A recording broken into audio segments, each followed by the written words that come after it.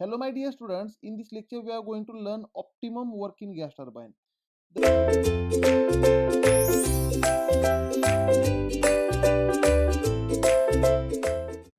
The meaning of this optimum work is nothing but a maximum work output from the turbine. Here, so we can say W optimum is nothing but maximum work output from the turbine. In previous lecture, we have seen the gas turbine cycle. Gas turbine functions on Joule cycle, or Joule cycle is also called Breton cycle. Breton cycle. So, my dear students, let us understand the Breton cycle on pressure versus volume diagram. Let us draw the pressure versus volume diagram as well as temperature versus entropy diagram. Right, pressure versus volume as well as temperature versus entropy diagram. Now, my dear students, the very first process is reversible adiabatic compression. Therefore, from 1 to 2, it is reversible adiabatic compression. 1 to 2 is reversible adiabatic compression. Reversible adiabatic means P raised to gamma is equal to constant, and it is also called isentropic compression, and that means entropy remains constant, and during compression at constant entropy temperature increases. 1 to 2 is constant entropy compression, temperature increases. Now 2 to 3 is constant pressure heat supply. 2 to 3 is constant pressure heat supply. Therefore, whenever heat is supplied at constant pressure, temperature as well as entropy both increases. Therefore, 3 point will be somewhere here. This will be 3 point. Now 3 to 4 is reversible adiabatic expansion. Now 3 to 4 is reversible adiabatic expansion, means P raised to gamma is equal to constant, and there will be a 4 point. Now 2 to 3 was constant pressure heat supply, and 3 to 4 is reversible adiabatic expansion, means at constant entropy isentropic expansion means temperature decreases. Now from 4 to 1 is constant pressure heat rejection. At constant pressure heat is rejected. Therefore 4 to 1 is constant pressure heat rejection process. Right, these are the various processes on PV and TS diagram, and for this cycle we have derived the formula for calculation of efficiency. Now we have derived that the pressure ratio is nothing but maximum pressure in the cycle P2 divided by minimum pressure in the cycle P1, which is nothing but P3 divided by P4, because here P2 is equal to P3, which is nothing but maximum pressure in the cycle, and P1 is equal to P4, which is nothing but minimum pressure in the cycle, and pressure ratio is maximum pressure divided by minimum pressure in the cycle. And in terms of pressure ratio, the efficiency of Breton cycle is nothing but 1 minus 1 upon Rp raised to gamma minus 1 upon gamma. Right, this was the efficiency of Breton cycle in terms of pressure ratio and adiabatic index, that is Cp divided by Cv. Gamma is Cp divided by Cv. Now from this formula, that is efficiency of Breton cycle is equal to 1 minus 1 upon Rp raised to gamma minus 1 upon gamma, let us observe the effect of pressure ratio on the efficiency. Now here, as the pressure ratio goes on increasing, can you see here 1 upon pressure ratio, this factor goes on decreasing. Therefore 1 minus this factor will go on increasing. Therefore the efficiency of Breton cycle goes on increasing. Therefore as pressure ratio goes on increasing, efficiency goes on increasing. So in previous lecture we have drawn the graph also for showing efficiency versus pressure ratio. Right, if I observe the effect of pressure ratio on efficiency, let us draw efficiency on y-axis. This is the efficiency of Breton cycle, and on x-axis there will be a pressure ratio. And efficiency theoretical for the Breton cycle is nothing but 1 minus 1 upon Rp raised to gamma minus 1 upon gamma. Now whenever Rp is equal to 1, then 1 upon 1 is 1, 1 to the power anything is 1, 1 minus 1 is 0, then pressure, for pressure ratio is equal to 1, then efficiency will be equal to 0. And as pressure ratio goes on increasing, efficiency also goes on increasing. Therefore this will be the graph. And my dear students, whenever this Rp becomes Rp maximum, at maximum pressure ratio, we have seen the efficiency will be maximum. Right, therefore the Breton efficiency will be maximum when pressure ratio becomes equal to maximum. But my dear students, for any cycle the maximum possible efficiency is equal to Carnot efficiency. Therefore for Breton cycle also the maximum possible efficiency is equal to Carnot efficiency only. Therefore efficiency maximum for Breton cycle is equal to, we can say, efficiency Carnot. And Carnot is a ideal cycle. Carnot engine is an ideal cycle which is practically impossible to achieve. In second law of thermodynamics you have seen this Carnot cycle. Now here let us draw the temperature versus entropy diagram of Breton cycle. Here I am drawing temperature versus entropy diagram of the Breton cycle. 1 to 2 reversible adiabatic compression, 2 to 3 constant pressure heat supply, 3 to 4 reversible adiabatic expansion, and 4 to 1 constant pressure heat rejection. Already we have seen this cycle. Therefore, in this cycle, the maximum temperature is T3. In this cycle, the maximum temperature is T3, and the minimum temperature in this cycle is T1. Right, the minimum temperature will be T1. Now, this Carnot cycle is nothing but it is a highly reversible cycle, and this is practically impossible cycle. Carnot cycle is nothing but the Carnot cycle operates at two constant temperature reservoirs. That is, maximum temperature and minimum temperature in the cycle is constant. If you want to draw Carnot cycle, let us see understand the Carnot cycle. In case of Carnot cycle, if I draw pressure versus volume diagram, or if I draw temperature versus entropy diagram, Now, the very first process is reversible adiabatic compression. 1 to 2 reversible adiabatic compression. 2 to 3 is constant temperature heat supply.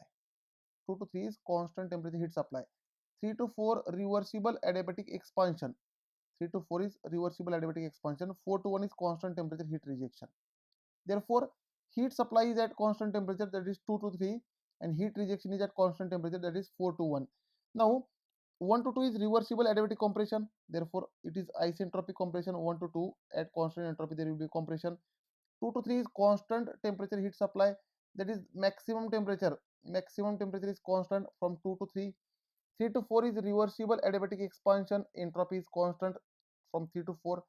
And 4 to 1 is constant temperature heat rejection, that is minimum temperature is constant from 4 to 1. This is Carnot cycle. And my dear students, in IC engine chapter also we have seen this Carnot cycle, as well as in second law of thermodynamics you have seen this Carnot cycle, right? That is basics of thermodynamics, second law topic. Now here I am not going to explain this cycle in detail. Here I have drawn the cycle, and for this Carnot cycle, efficiency of this Carnot cycle is nothing but 1 minus minimum temperature in the cycle divided by maximum temperature in the cycle. This is the formula to find efficiency of Carnot cycle.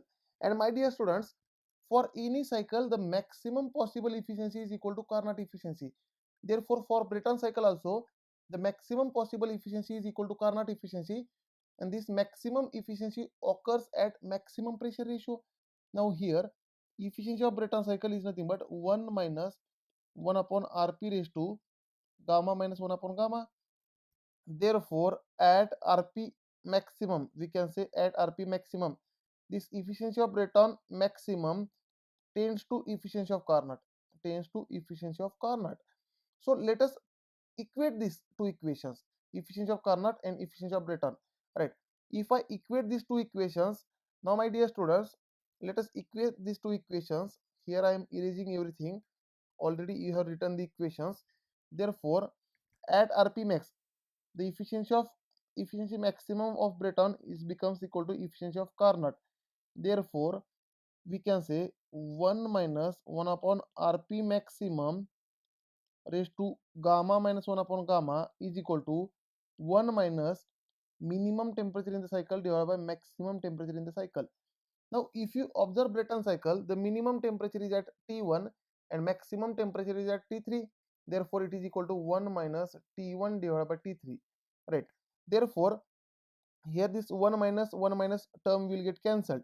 Therefore, we can say 1 upon Rp maximum raised to gamma minus 1 upon gamma is equal to T minimum divided by T maximum. Now, therefore, the equation becomes reciprocal the equation. If I take reciprocal of this equation, then we will get Rp maximum power gamma minus 1 upon gamma is equal to T maximum divided by T minimum. So my dear students, if I multiply power by gamma divided by gamma minus 1, or if I reciprocal this power to T maximum divided by T minimum, then we will get Rp maximum is equal to T maximum temperature divided by minimum temperature power gamma divided by gamma minus 1, which is nothing but maximum temperature in the cycle is T3 divided by minimum temperature in the cycle is T1 power gamma divided by gamma minus 1. This will be the maximum pressure ratio, and at such a maximum pressure ratio, the efficiency of Brayton cycle becomes equal to maximum. Now, in case of Carnot cycle, this maximum temperature and minimum temperature are constant. So my dear students, for Brayton cycle also, this maximum temperature which is T3 and minimum temperature which is T1, these temperatures we will keep constant, and we will go on increasing pressure ratio, so that efficiency of Brayton cycle will go on increasing. Now let us observe the Brayton cycle where I will keep maximum temperature and minimum temperature constant, and I will go on increasing the pressure ratio, so that efficiency of Brayton cycle will go on increasing. Let us draw temperature versus entropy diagram. On temperature versus entropy diagram, these observations we will get TS diagram, right? In TS diagram, the very first process is reversible adiabatic compression, that is 1 to 2. 2 to 3 is constant pressure heat supply. 2 to 3 is constant pressure heat supply. 3 to 4 is reversible adiabatic expansion, and 4 to 1 is constant pressure heat rejection. These are the various processes on TS diagram. Now here, what we will do, we will keep this maximum temperature T3 constant. This maximum temperature we are going to keep constant, that is T3 is equal to constant, as well as the minimum temperature of the cycle we are going to keep constant, that is T minimum is equal to T1 is constant. Now we will increase the pressure ratio. Now my dear students, this pressure ratio increasing, as pressure ratio is increasing, efficiency of Brayton cycle is also increasing, right? Efficiency of Brayton cycle is also increasing. Now process 1 to 2 is reversible adiabatic compression. Therefore the equation, that is T2 divided by T1 is equal to P2 divided by P1 raised to gamma minus 1 upon gamma, which is nothing but P2 divided by P1 is pressure ratio, which is nothing but equal to Rp raised to gamma minus 1 upon gamma. Therefore from this, T2 is equal to, we can say T2 is equal to T1 into Rp raised to gamma minus 1 upon gamma, right? This equation we will get. And second equation, that is 3 to 4 is reversible adiabatic expansion, sorry, 3 to 4 is reversible adiabatic expansion. Therefore the equation becomes T3 divided by T4 is equal to P3 divided by P4 raised to gamma minus 1 upon gamma, where P2 is equal to P3, that is constant pressure process, and P4 is equal to P1, that is constant pressure process. Therefore this P3 divided by P2 is again nothing but P2 divided by P1, which is pressure ratio. Therefore is equal to pressure ratio raised to gamma minus 1 upon gamma. From this we can say the T4 is equal to, T4 is T3 divided by Rp raised to gamma minus 1 upon gamma, right? These two equations we have got. Now here, as I am increasing pressure ratio, here what we are doing, we are doing that pressure ratio is increased, but keeping T3 constant and keeping T1 constant. So my dear students, as pressure ratio increases, keeping T1 constant, T2 goes on increasing. As pressure ratio goes on increasing, T2 goes on increasing, and as pressure ratio goes on increasing, T4 goes on decreasing, right? And T4 goes on decreasing. That means temperature at the end of compression goes on increasing, and temperature at the end of expansion T4 goes on decreasing. So let us observe this.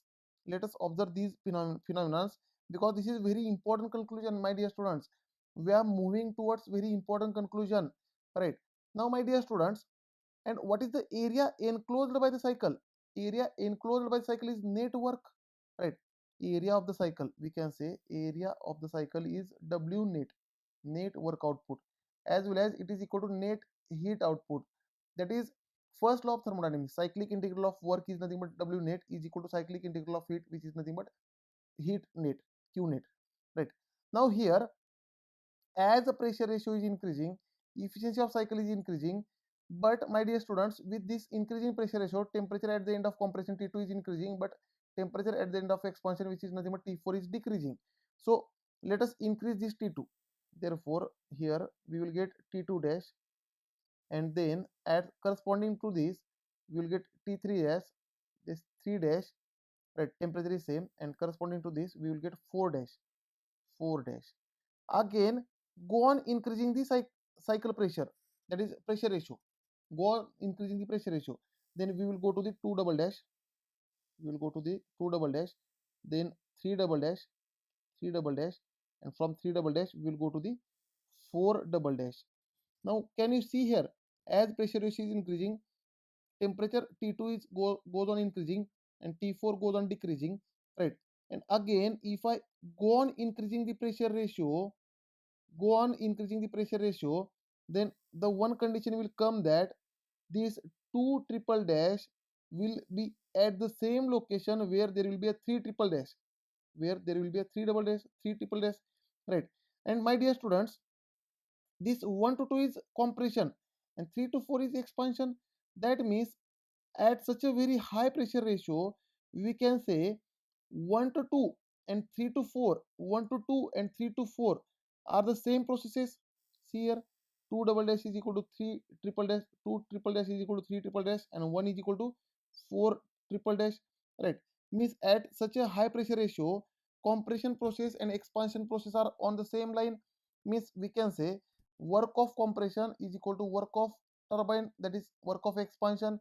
That means area enclosed by the cycle is decreasing. At such a high pressure ratio, area enclosed by the cycle is very less, very less. That means W net work output is very less, which is negligible. Net work output is negligible also. Therefore, my dear students, it is not advisable to work at such a high pressure ratio. It is not at RP maximum. At RP maximum, what will happen? Efficiency will be maximum. Efficiency will be maximum. But my dear students, W net will be minimum. Now, how this is possible? Now, what is the efficiency formula? Efficiency is nothing but net work output divided by heat supply. Now, what I am saying, as RP is increasing, efficiency is increasing, but W net is decreasing here, right? At maximum pressure ratio, efficiency will be maximum, but net work output will be minimum. How this is possible? See, my dear students, efficiency is equal to, if I say W net divided by heat supply, let us say W net is 0.001 and heat supply is 0.001. Then what will be the efficiency? It is equal to 100% or not? It is equal to 100%. But my dear students, what is the net work output? Very less. Here net work output is very less. That means heat supply is also decreasing. See, 2 to 3 is heat supply process. 2 to 3 is heat supply process. This 2 to 3 process is also decreasing. That means as W net is decreasing, heat supply is also decreasing, but this ratio is increasing. Right? And but my dear students, in this topic or in optimum work topic or for any cycle, our target is to obtain maximum work. For any cycle, our target is to obtain maximum work and not maximum efficiency. Along with maximum work, if efficiency is also maximum, then there is no problem. But my dear students, if only efficiency is maximum and work is minimum, then this cycle is not advisable. Therefore, our target is to go for maximum work output and not for maximum efficiency. So my dear students, in next lecture, we will see optimum work in gas turbine. Thank you, dear students. In next lecture, we are going to see what will be the maximum possible work obtained from the Brayton cycle.